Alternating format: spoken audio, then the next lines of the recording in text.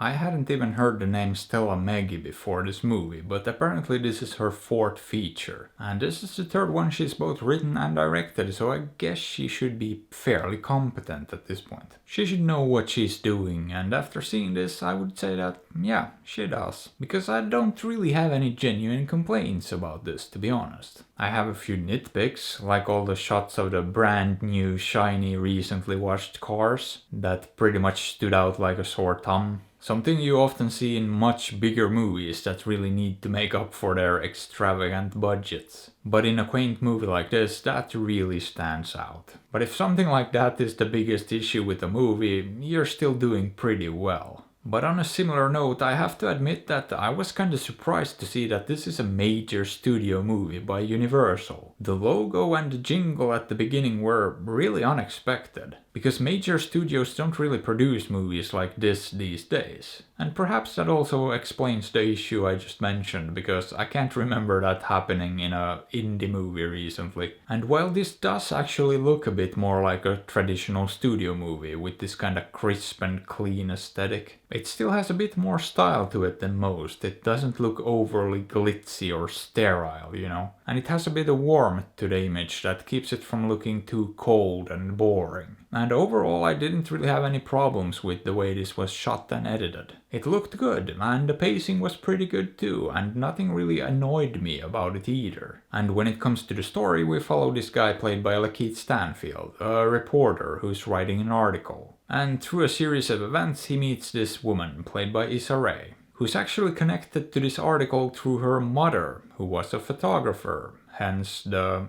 title. And what we get here ends up being sort of two love stories in one. Because the movie focuses mostly on these two characters I just mentioned in the current timeline. But at the same time we also get flashbacks to this woman's mother's story as well. And I feel like I make it sound more complicated than it actually is, because it all made perfect sense watching it. It didn't feel clumsy and it wasn't difficult to follow either, and it's actually one of the things that made this movie a bit more memorable too. And it gave it a bit more depth too, because the two stories aren't really separate. They're actually intertwined and deeply connected and sort of mirror each other in ways too. And the story about the mother is even deeply important for the arc of the daughter and the story as a whole too. And without that aspect, I don't think this would have worked, at least not nearly as well. Because while I really did like the two main characters and their performances too, it's actually a fairly subtle and toned down movie, and there really isn't much complexity to the main relationship here. So it did need something more to keep it interesting and to give it that extra depth. And with the storyline about the mother, I think it succeeded in doing that. And I really appreciated how well integrated the two stories were, to the point that it actually ended up feeling like one story. And while I don't think this is any sort of masterpiece, I did end up enjoying it a fair bit. Because it's actually quite a beautiful little story with a lot of strong performances. Oh, and I liked the score and soundtrack as well, that was very fitting too. With all these sort of jazzy and soulful tracks that just set the mood perfectly.